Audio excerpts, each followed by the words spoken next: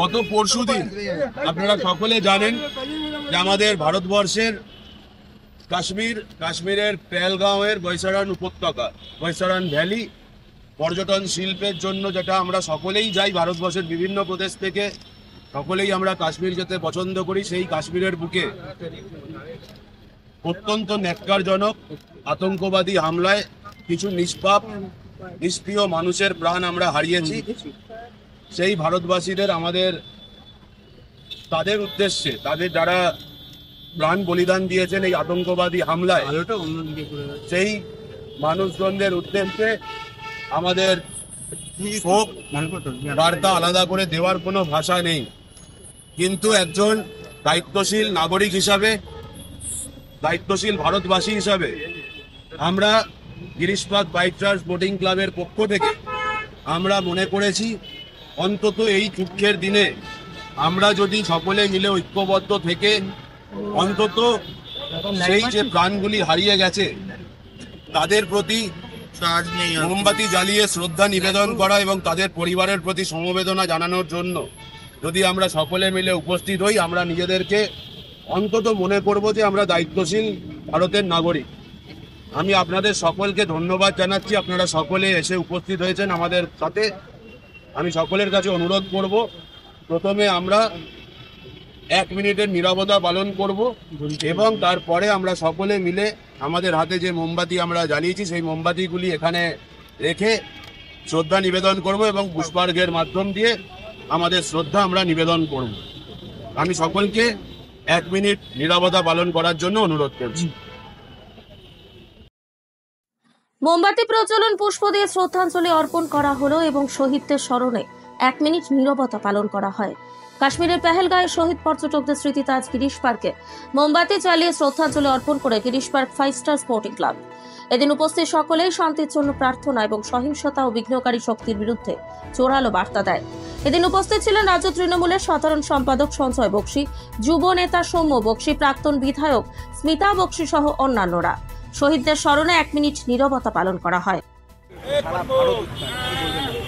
দেখুন, অত্যন্ত দুঃখজনক ঘটনা। কাশ্মীরের মতো জায়গায় পেহেলগাঁওয়ে যখন এত টুরিস্টের ভিড়, সেই জায়গায় দাঁড়িয়ে এরম আতঙ্কবাদী হামলা এবং অত্যন্ত ন্যক্কারজনক, এবং কিছু নিষ্পাপ মানুষের প্রাণ চলে গেল, সেগুলো আর ফেরত আসবে না।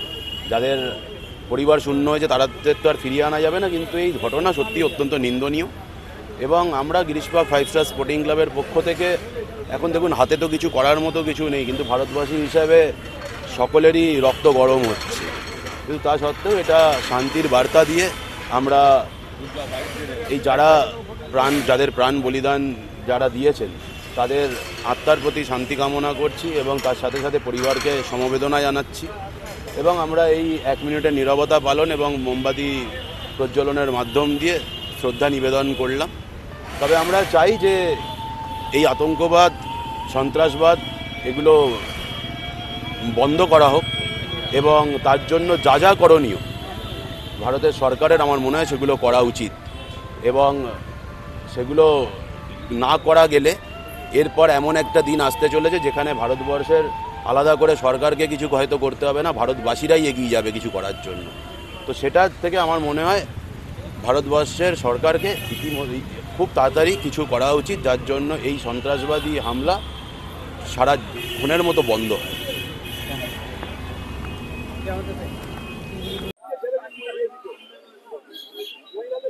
আজকে শুধু কলকাতা নয়, বাংলা নয়, ভারতবর্ষ নয়, সারা বিশ্বের মানুষজনেরা জেনে গেছে যে ভারতবর্ষের কি অঘটন একটা ঘটিয়ে গিয়েছে তার পার্শ্ববর্তী রাজ্য পাকিস্তান।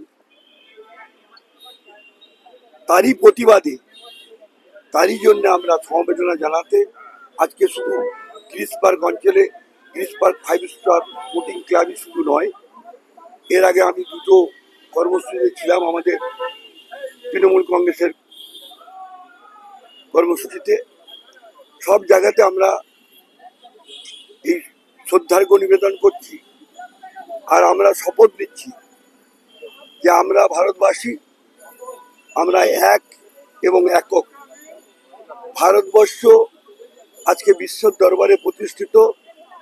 ভারতবর্ষকে কেউ খণ্ডন করতে পারে না, কেউ ছোট করতে পারে না।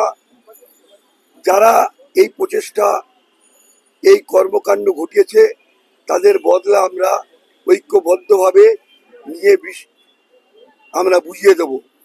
তো আমরা এক এবং একক, রাজনৈতিকভাবে, সামাজিকভাবে, জাতি, ধর্ম, বর্ণ নির্বিশেষে আমরা ভারতবাসী সব এক, যে আমরা যে কোনো উপায়ে যেভাবে হোক ভারতবর্ষ আমরা বদলা নেব।